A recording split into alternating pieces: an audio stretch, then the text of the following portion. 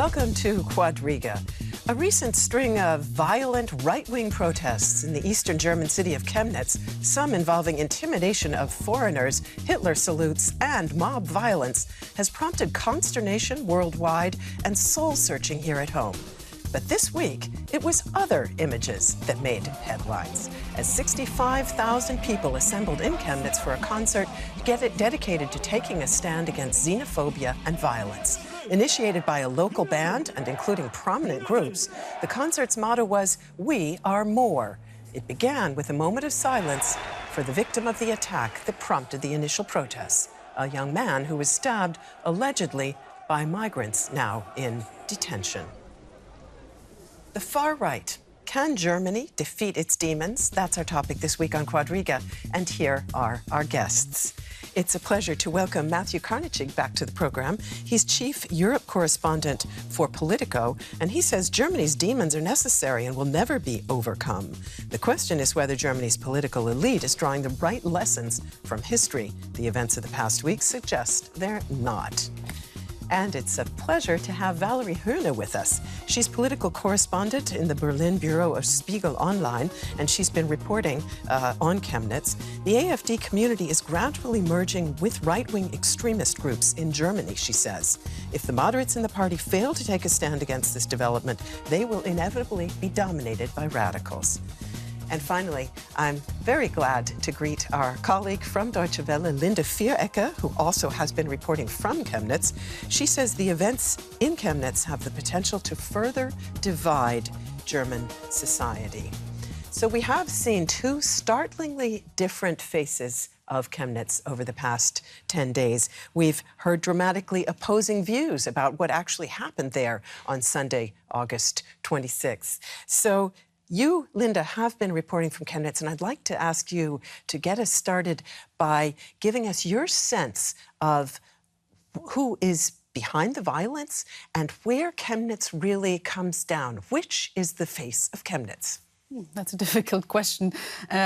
Something that the people there ask themselves, I think. I've talked to people from both sides, as we can say, initiatives and people that are very engaged in fighting right-wing extremism for many, many years. And they said that they never got the support they wanted to, actually. That's what they're saying for a long time. But on the other side, people from Pegida, or not even from Pegida, from the far... Pegida being the anti-Muslim, anti-immigrant movement that had its birth in Dresden, which is not too far away from Chemnitz. Exactly. And people that are, go to the demonstration, they're maybe not part of Pegida, but they understand, they have their fears. And they actually fear the violence of the migrants. So we really have two different fears here in the same city. That was my sense. And of course, I've been there for the concert, and it was a very nice atmosphere. But of course, the question is, it was nice for the one side, and the other side, will it include? Can it be included? Will the society be divided by that or not? And we want to pick up on that question. Matthew, just coming back to the concert, it was certainly aimed at showing a different face of Chemnitz than the one that we'd seen during the protests and the mob violence. It did draw 65,000 people. Your opening statement said the political elite doesn't seem to be learning the right lessons from history. What about the people themselves? What about those concert goers? Well, I think that's an open question, and I would say that we don't really know yet. If you put on a free concert with some of the most popular bands in Germany, it's inevitable that you're going to have thousands of people come. Whether most of those people were there for political reasons, I don't know. It's interesting that a few days before the concert, there was a demonstration also in Chemnitz, and depending on which numbers you believe, they range from about 8,000 to 11,000, roughly evenly divided between sort of, more right-wing oriented groups and even neo-Nazi groups and people who were arguing the other side. That's not a lot, really, right? After everything that had happened in the previous 10 days, roughly 10,000 people show up, 5,000 to protest these Nazi attacks.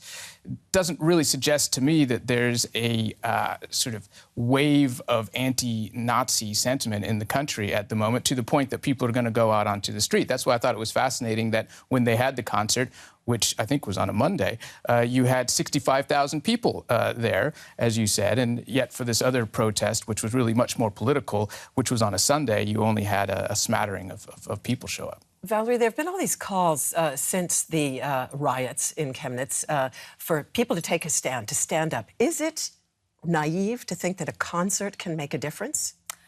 I think that for the people who live there, who are on the left-wing spectrum, it's actually important to see that they have support within the German society. However, of course, this is one concert one day, as Matthew was saying, and it's probably not going to make a huge difference in the political legislation that we're going to see come forward now from the Saxonian government. I don't think that that would change much. But I do think that for the people living there who are on the left, it was very important. However, also for the people on the right, they're going to be angry about this, and they're going to probably want to respond in some way as well. And in fact, we have voices from Chemnitz that show us some of those divisions. Let's hear the voices both of some of those who attended and those who organized the event. It's cool that so many young people have come to show their support for Chemnitz.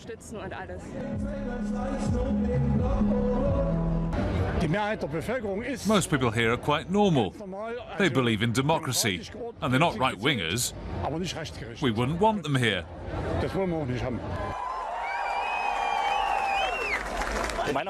The concert should have been neutral, not against the right, but simply for peace. This way it was too provocative. This is not the left battling the right, and this is crucial.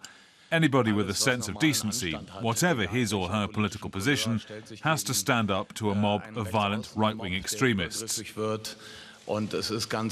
very important that we halt this kind of thing while it's still a snowball and before it turns into an avalanche.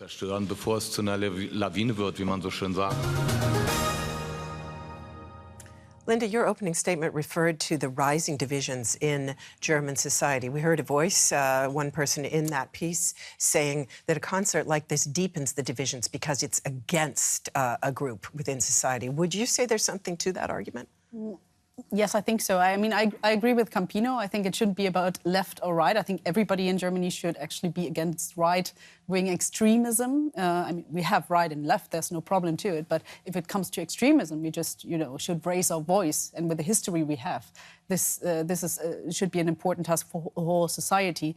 But the concert was problematic in a way that they were seen as the left wing. And many people who came there, I talked to an old couple, for example, born still during World War II. They came there saying, this is not our music, but we are against right-wing extremism. But on the same page, we are against refugee violence here happening in our town, and we are worried. So, and this was very and not a very typical situation, because usually these people don't go to the demonstration. It's an either or, and that's what I was experiencing. You either for or against it. So, and this is where politics has to come in. Matthew, these two faces of Chemnitz, these two very different kinds of interpretations, they look a lot like the polarization that we're seeing in a lot of other places in the West. Germany has long prided itself on a kind of consensus tradition in its politics. In fact, the governing coalition is composed of two rival mainstream parties. Would you say that's breaking down and we're seeing the same kind of divisions opening up here as we have, let's say, in the U.S.? Absolutely. I think that Chemnitz really is kind of a crucible of that. I think it's less about the town of Chemnitz, which is really a small city, and it's more about what people project on to what happened there. And, if you go back and look at the way that this whole thing unfolded, it started out as a murder by a couple of refugees, apparently, of a German citizen, and that's what triggered all of this violence. And I think the problem in this debate is that the media and the society here, they've kind of lost the forest for the trees a bit, because I think that most Germans, if you speak to them say, well, what do you think about what happened? They want to talk about what Linda just mentioned, which is the refugee violence, okay, which is, in many people's perception, a big problem. And you can look at the statistics and determine that yourself, whether it's a problem or not. Germany is still a very safe country overall. There has been an uptick in violent crime and murder and so forth, where refugees have been involved in recent years. But it is something, because there have been some prominent cases that people are worried about. There have been the murder of a couple of girls. There was a 14-year-old girl in June who was murdered in Wiesbaden. There was a 15-year-old girl in a small town in southwestern Germany last December who was murdered, and her killer was from Afghanistan and was just sentenced this week, in fact. But it is something that people are worried about, and I think that there's a sense that the politicians don't want to talk about this. They would rather talk about neo-Nazis, and neo-Nazis is a serious problem.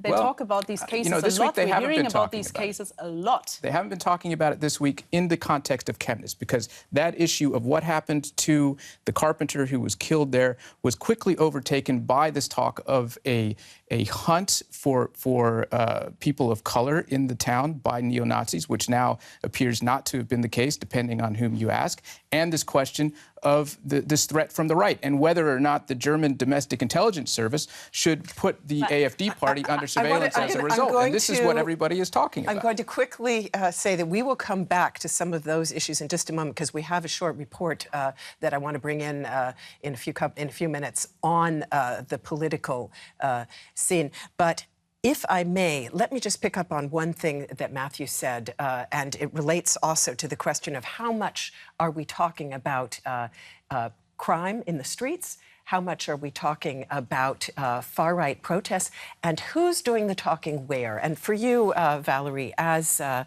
member of the online media, can you just take us through the role that online media are playing in this deepening polarization and in what appears to be a certain discrepancy in terms of reporting on crime perpetrated by migrants? Because clearly many people who are going to the streets are people who feel that their streets are unsafe. Where is that coming from? I feel like that's one of the issues that really was underestimated by many people, especially in Berlin, especially in the government, where the internet has such a high potential for just getting these people together out on the streets and protesting in such a short amount of time.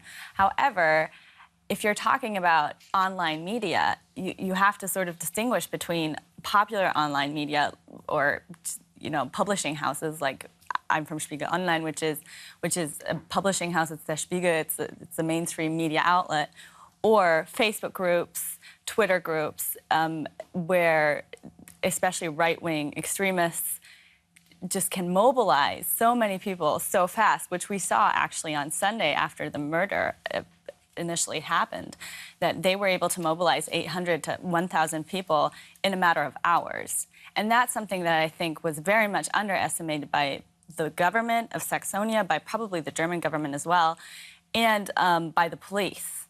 And I think that was an issue. And just because you said that the politicians aren't talking about the issues of violence that is coming from migrants, I feel like there's such a focus on it, though, too, where a lot of media is focusing on these specific crimes, where they're not focusing on crimes that are committed by Germans. Well, I think that they're focusing on these high-profile crimes. I don't know that they're focusing on the larger issue and what the political consequences of that could be and what it could mean. And I think just, again, this neo-Nazi thing is quite interesting, because is it really that surprising that in Germany, given, especially in East Germany, where you had this neo-Nazi basically hit squad roaming through the country for 10 years, killing people, that you have this kind of violence? To the NSU, a group based in East Germany that murdered with impunity people of migrant background. And as you said, they were able to put together online, they would get 600 or 800 people together to come to Chemnitz, neo-Nazis. Well, that's obviously horrible, but is that really that surprising in a country of 80 million that you can, that these networks exist and that they can mobilize very quickly? What's surprising is that that there is not a strong stand-up against it. And Saxony has had a problem with right-wing extremism for a long time. And actually, there wasn't a strong voice against it from the ruling party, from the CDU. This, for me, is surprising, actually, because this is, we're talking about democratic values here. I think there's been a strong voice against Nazis. I mean, this is the comfort zone of German mainstream politics, is to be against Nazis. Everybody's against Nazis. It's like being against poverty or global warming, and this is why everybody comes out now and says, "Oh, we have to do something about it. Our democracy is." Isn't one of the challenges of standing up the apparently diffuse nature of this right-wing sentiment that is being expressed? Because, in fact, as we saw also among those sound bites, many of the people who are joining these protests in Chemnitz would say, I'm not a member of the far right. I am not a member of the AfD party, but I'm out here to tell people that I don't feel I'm safe on the street. Right, but if you're marching alongside... So are they complicit in violence? Are they complicit in xenophobia? I would say they know what they're doing, and they know they are marching next to neo-Nazis. And this is not only the AfD. Many members of the AfD are not neo-Nazis, they're Democrats. But the AfD they're just merging with right-wing extremist groups. And they were marching with people who definitely are right-wing extremists and are neo-Nazis. And I do feel like the politicians that were marching are complicit in the xenophobia that results.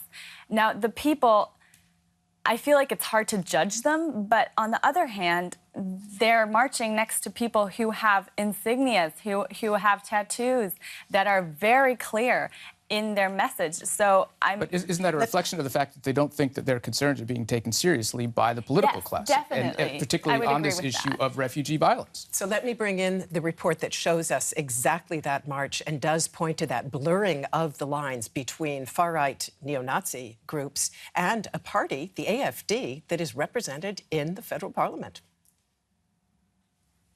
Far-right groups marched through Chemnitz holding up portraits of people they say were victims of crimes committed by migrants. In the vanguard, politicians from the right-wing populist AfD party such as Vierecke, well known for his inflammatory anti-foreigner tirades. The AfD national leadership does not rein him in. Lutz Bachmann was also there. He's one of the founders of the far-right anti-Muslim Pegida movement. He's been convicted of inciting racial hatred. Neo-Nazis and other right-wing extremists were out in force, many already known to the police, and ordinary townspeople. This is the first time right-wing populists and extremists have marched together so blatantly. The police broke up the march, but its message had already come through loud and clear. How dangerous is such an emergent right-wing nationalist alliance? Linda, let me pass that question right on to you. How firm and how dangerous is this alliance between a party sitting in the federal parliament, the AfD, this right-wing party, came to power partly on anti-immigrant positions, and actual neo-Nazis? Well, it's a sign. Yeah, it's a symbol also. I mean, we've been hearing things said in the Bundestag, in the parliament, that are racist, yeah? So, the party is setting a tone that people on the street pick up. They think it's okay to say that. And there I see a problem, I mean, it's okay to criticize, and there's reason to criticize, also on migration politics here in Germany. But, in a democratic circle, let's put it like that. Valerie, you talked in your opening statement about the blurring of the lines. Would you say that this means we are seeing mob violence actually orchestrated by the far right, by neo-Nazis? And would you say that this ideology is taking on mass appeal in large swathes of Eastern Germany, or does that go too far? Well, I think those are like two very different questions. I don't think that they're orchestrated by the AfD. I think they're more spontaneous eruptions. Definitely the protests are organized, but what we've seen that people who aren't white are being chased through the streets. The videos that we saw of that, I don't think that that's just an eruption of violence, I would say, and I think that the AfD plays a role in that. As you said, Linda, they're making it more possible for people to say these things without actually having to fear anything from society. They go back to work. They're not sanctioned for it, whereas before they were. And I think that's a big part of what the AfD is making possible for the neo-right. Matthew, some people would say mainstream politicians are also lowering the threshold to xenophobic talk. And the person I mean in particular would be the head of the Chancellor's sister party, the Bavarian Conservative Party. He said just this week, apparently in an internal party meeting, that he thinks the main problem in Germany today is migration. Horst Seehofer, has he in fact helped to normalize the kind of xenophobia we're now seeing on the streets? Well, I think we'd have to know exactly what he meant by that. I think he might have meant that this migration crisis, and the handling of the crisis and the political fallout from it is the mother of all crises politically in Germany now, because it has opened the door, in many people's view, to this surge by the AfD, which, as you know, wasn't even on the map really in 2015 before this happened. They weren't in the Bundestag at the time. And they went from basically low single-digit percentage points in the polls to all of a sudden 15%, and they did very well in the last election. So I think this is, to be fair to Seehofer, that's probably what he was referring to. And he's on the front lines of this because he's the Interior Minister as well and is in charge of the police and is dealing with this every day. Hasn't he also exacerbated the anti-migrant sentiment, for example, by suggesting Germany ought to be shutting down its border? Big debate that he had with the Chancellor in June. Look, I think he's running scared because his base down in Bavaria, they're very concerned about this. And there is this kind of schizophrenia about it because, on the other hand, as he would be the first to point out, Bavaria has done more for refugees than any other state. They've taken in more. They've been very generous in their contributions to dealing with the crisis. So you have that on the one hand, and then on the other hand, you have the rhetoric. And I think that they have the AfD behind them, and they're trying to find a solution, and I think making a lot of bad decisions, because instead of really, trying to find an honest way of dealing with the crisis, and instead of saying, well, we're going to turn people back at the border, to say, well, this is how we're going to integrate people better. This is what we're doing here, here, and here. There's this kind of sense still in Germany, and Merkel even said this during the campaign as well, that, well, a lot of these people are going to go back. And I think this is part of the problem, again, to these marchers who are standing there next to the neo-Nazis and stuff, who look like completely normal people. There's a sense that, well, this entire thing is a sham, that we've been lied to. If you look at the numbers of people, for example, just as one interesting data point, the number of people who come into Germany whose asylum application was denied, who end up staying, okay, that pool of people is in the hundreds of thousands. So I think a lot of normal and that's citizens... why you need legislation. Well, and this is why you need legislation to deal with that. And it hasn't been done, and I think this is the frustration that a lot of normal Germans feel. Linda, just taking us back to the immediate reaction to what's going on in Chemnitz and the question posed by our title, can Germany defeat its demons? In the whole federal cabinet, only one minister has actually been to Chemnitz in the aftermath of these riots there, and that's the family minister, who herself has a background from Eastern Germany. What's going on? Where are the rest of the government politicians, and should they be standing up in a different way? Well, I've been there, actually interviewed her when she was in Chemnitz, and I think she did a really good job, bringing in the civil society, talking to them. And I've talked to them, and they said, for years, nobody has talked to us, yeah? Mm-hmm. So, I mean, it's important for politicians also to look at these remote areas. Chemnitz, this is a town in a very typical Eastern German town, big streets, socialistic architecture, really like a place where you come to and say, okay, yeah, this is interesting here, but I don't feel very good here coming at the first sight, yeah? So, she did a very good job giving the feeling that we're here. But, of course, I mean, it's a question, the Interior Minister, why wasn't he there? Why isn't the Chancellor going there? I think she is going But the Chancellor... Right? She's not, she hasn't yet. But the Chancellor, that puts so much pressure on this whole protest and everything that is related to it. I'm not sure that she should. I'm really not sure if she should go there, because if she went, that would make it a national crisis. And I think that what has to happen is that Saxony has to deal with this issue. The state in which Chemnitz and also Dresden, the birthplace of the Pegida movement, are both located. And the governor is in a really hard position because he's new, he's young, he has to win an election next year, and he has the AfD, who is definitely chasing him in the polls, and he's very conservative, but on the other hand, he has to stand up against these right-wing extremists, and I think that's what we're not seeing. That's what I would say. Yeah, we're not seeing that at all. Matthew, last word. A problem. Don't have a lot of time. Okay, I think defeating the demons of xenophobia, populism, nationalism, extremely tough challenge facing politicians all over the West. What do they need to do here in Germany now? Well, I think they need to admit the mistakes that they've made and say, you know, a lot of what's happened over the past 3 years didn't go well, and we're trying to fix the situation instead of denying that and trying to change the subject all the time. And that's why I think Merkel should go to Chemnitz. I think she needs to go there to really, you know, take this issue head on and deal with people's concerns. Thank you very much to all of you for being with us, and thanks to you out there for tuning in. See you soon.